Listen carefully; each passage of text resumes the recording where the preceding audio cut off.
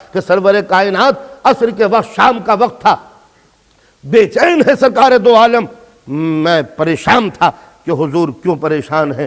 مغرب کے وقت آیا تو میں نے دیکھا کہ نبی کے چہرے پہ خوشحالی ہے، بحال ہے، مسکرا رہے ہیں۔ میں نے ہاتھ جوڑ کے پوچھا سرکار میں نے شام کے وقت آپ کو دیکھا تھا، بڑے ملول تھے، بڑے غمزدہ تھے، بڑے مایوس تھے، بڑے افسردہ تھے، اب دیکھ رہا ہوں خوشحال ہے، خیر تو ہے؟ کہا اے ابو ذر، شام میرے پاس کچھ روپیہ سرمایہ آیا تھا، میں بے چین تھا کہ سورج ڈوبنے سے پہلے حقداروں تک پہنچا دوں، تو جب تک وہ رقم میرے پاس رہی میں بے چین رہا، اور جب رقم حقداروں کو پہنچ گئی میں نے خدا کا شکر ادا کیا۔ اے خلیفہ، جب یہ سیرت رسول ہے تو یہ خزانے کس دن کے لیے، یہ بیت المال کس دن کے لیے، یہ سونے اور چاندی کے ڈھیر کس دن کے لیے؟ اسلام کے فلسفے کے خلاف ہے کہ تمہارے پاس دولت جمع ہو۔ یاد رکھو اگر یہ دولت جمع رہی تو تم کو فوج بڑھانے کا جذبہ پیدا ہوگا، اس لیے کہ تم کو ضرورت پڑے گی اس دولت کا کوئی نگہبان ہو، اس کو کوئی حفاظت کرنے والا ہو۔ حفاظت کے لیے تم فوج بڑھاؤ گے، فوج کی تنخواہ کے لیے تم پیسے کی ضرورت محسوس کرو گے، جب پیسے کی تنخواہ کی تمہیں ضرورت ہوگی تاکہ ان کو ہر مہینے سیلری دو تو تم دوسرے ملکوں پہ حملہ کرو گے، جب دوسرے ملکوں پہ حملہ کرو گے تو اپنی فتوحات کو باقی رکھنے کے لیے اور فوج کو لے کے آؤ گے، اور فوج کے لیے پھر روپے کی ضرورت ہوگی، روپے کے لیے پھر فوج کی ضرورت ہوگی، فوج کے لیے پھر حملہ کرو گے، حملے کے لیے پھر فوج کی ضرورت ہوگی، تو جنگ کے چکر میں پھنس جاؤ گے۔ لوگ یاد رکھو جو مال خدا آتا رہے وہ اسی دن ڈسٹریبیوٹ کرتے رہو، جمع کرنے کا کوئی حق نہیں ہے۔ ایک مرتبہ خلیفہ وقت نے جب یہ سنا، ایک مرتبہ کہا ابو ذر تم قرآن مجید کی وہی آیتیں کیوں پڑھتے ہو جو دولت کو جمع کرنے والے کی سزا کے لیے بیان کی گئی ہیں؟ تو انہوں نے کہتے ہو کہ قرآن مجید کی تلاوت کرنا چھوڑ دوں؟ کہا نہیں، قرآن مجید کی یہ آیتیں مت پڑھا کرو جس میں یہ لکھا ہوا ہے کہ آخرت کے دن ان کو عذاب میں مبتلا کیا جائے گا جو دنیا میں مال کا اسٹاک کرتے ہیں، یہ دولت کے خزانے لگا لیتے ہیں اور غریب ان کے دروازے پہ بھوکے پڑے رہتے ہیں۔ کہا ابو ذر مان جاؤ، خاموش ہو جاؤ، تم ہم پر تنقید مت کیا کرو۔ کہا اسلام کے اندر تنقید مسلمان کا بنیادی حق ہے، تم اگر حاکم ہو تو غلط چلو گے تو ہم تمہیں ٹوکیں گے۔ کہا اگر تم ٹوکو گے تو تم کو مدینے سے نکال دیں گے۔ کہا یہ گوارا ہے، رسول کے بوڑھے مقدس صحابی حضرت ابو ذر کو مدینے سے نکال دیا گیا۔ حاکم شام امیر معاویہ کو لکھا کہ یہ رسول کے بوڑھے صحابی کا دماغ خراب ہو گیا ہے، انہیں اتنا دبانا کہ یہ تقریر کرنی بھول جائیں۔ شام کے وقت امیر معاویہ کے دربار میں ان کو لایا گیا تو سوچا امیر معاویہ نے ان کو ابھی مروب کر دوں۔ ایک مرتبہ کہا کہ ابو ذر آؤ ذرا میں تم کو اپنا محل دکھا دوں، میں نے جو الحمرہ بنایا ہے۔ ابو ذر غفاری رات کے وقت آئے، اتنا بلند و بالا مکان، وہ فرسٹ کلاس قسم کی بلڈنگ، وہ پیلیس۔ کہتے ہیں معاویہ یہ تو نے اپنے پیسے سے بنوائی ہے یا مسلمانوں کے پیسے سے؟ اب بیچارہ یہ چپ، اس لیے کہ کہتا ہے کہ اپنے پیسے سے بنوائی ہے۔ میں کہا آیا کہاں سے تھا؟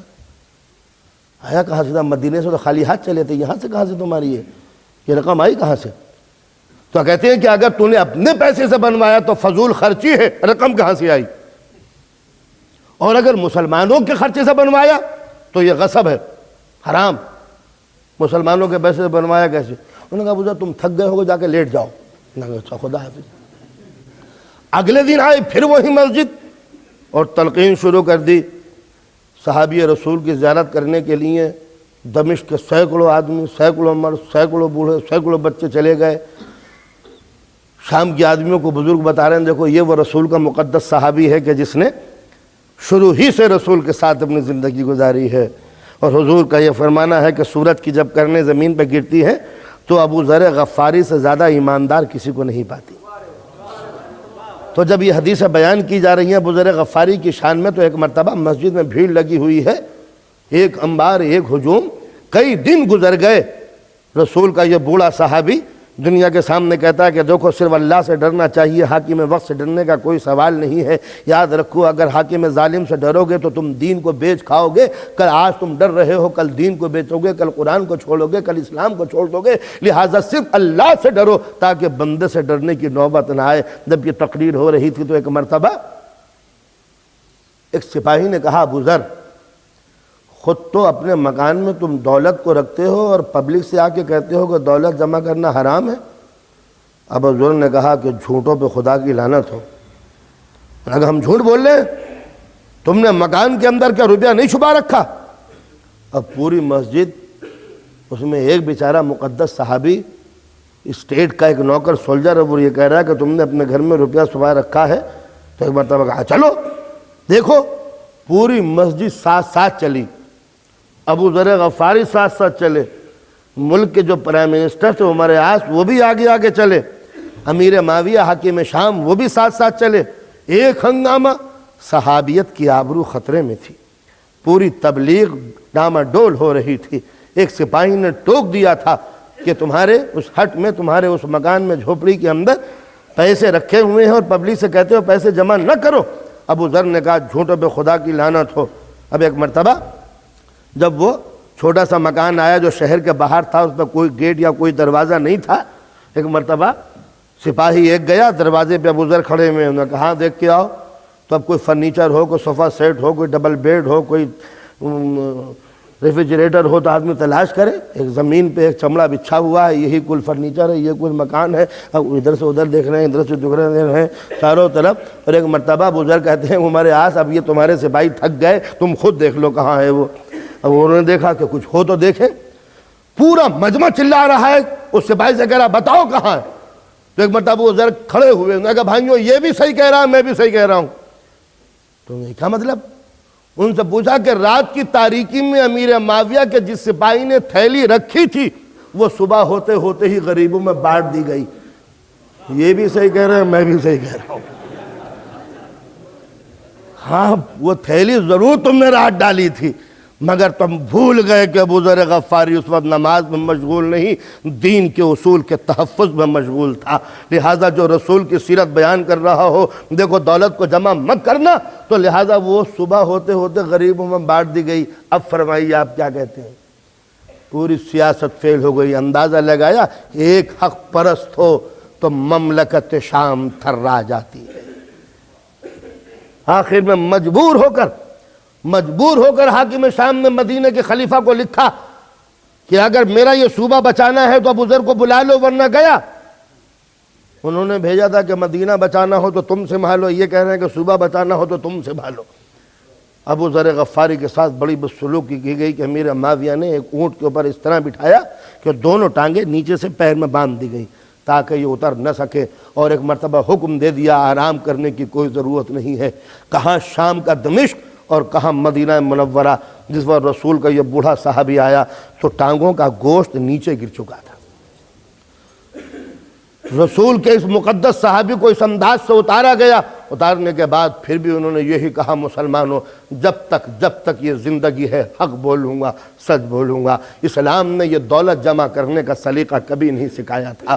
مسلمانوں کا امیر اور خلیفہ مسلمانوں کا خادم ہوتا ہے، رومن امپائر کا کوئی کنگ نہیں ہوا کرتا۔ یہ تمہارے اندر یہ ایران اور رومن امپائر کی یہ بو سمائی ہوئی ہے۔ اسلام نے، رسول اسلام نے ان چیزوں کو برا کہا ہے۔ جب خلافت تھک گئی تو ایک مرتبہ عجیب و غریب فیصلہ کیا گیا، ابو ذر غفاری کو سزا دی گئی اور یہ کہا گیا ابو ذر اس مدینے میں رہنے کے لیے تمہارے لیے کوئی جگہ نہیں ہے، مدینہ تمہیں چھوڑنا پڑے گا۔ ابو ذر کہتے ہیں جس رسول کا نمک کھایا ہے، جس رسول کے ہاتھوں پر ایمان لایا ہوں، کیا اس کی قبر سے مجھے دور بھیجو گے؟ ہاں ہم تمہیں مدینے میں نہیں رہنے دیں گے۔ کہا کوئی اور جگہ تلاش کرو۔ کہا پھر ایسا کرو اس مکے میں بھیج دو جہاں میں سب سے پہلے اسلام لے کے آیا تھا، جہاں اللہ کا گھر ہے، جہاں پر کوئی جرم نہیں ہو سکتا۔ کہا تمہیں مکہ بھی نہیں جانے دیا جائے جائے گا۔ کہا پھر کہاں بھیجتے ہو؟ کہا ایسے جنگل میں جہاں نہ پانی ملتا ہو نہ رزق ملتا ہو، جہاں سوائے موت کے اور کوئی نہیں ہے۔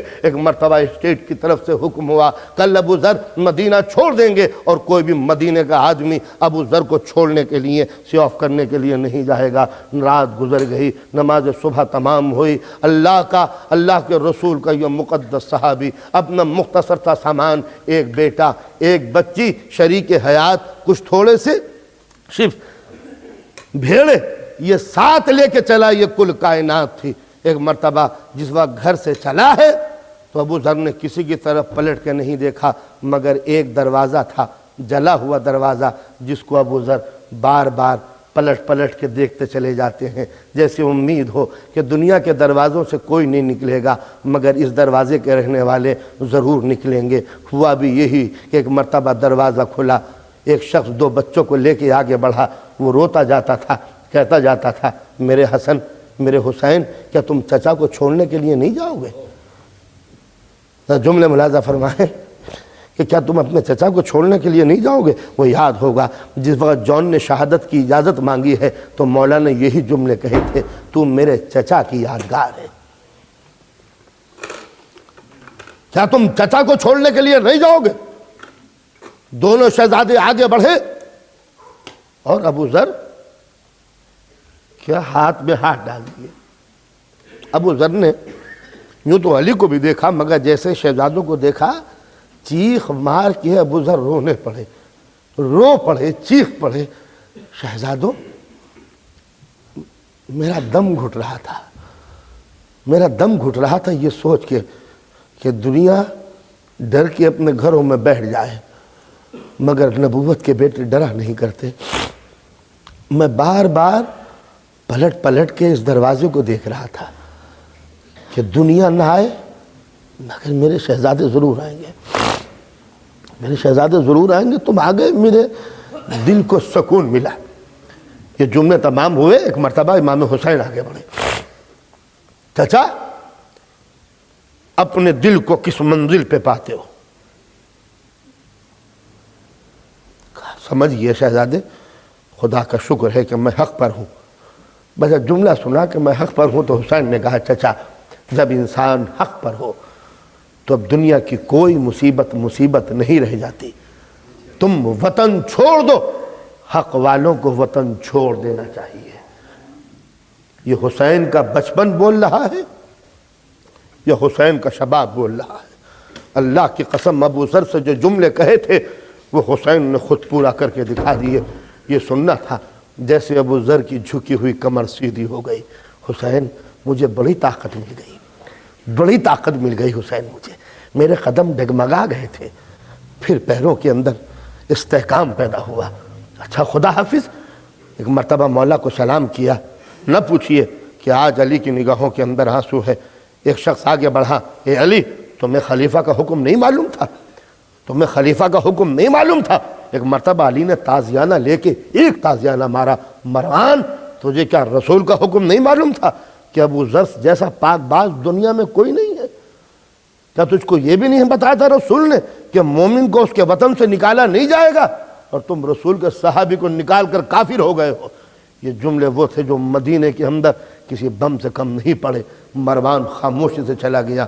اب ابو ذر غفاری ہے اور لق و دق صحرا، مسافرت ہے، بھیڑیں مرنے لگیں، جانور پیاسے تھے، ساتھ چھوڑنے لگے۔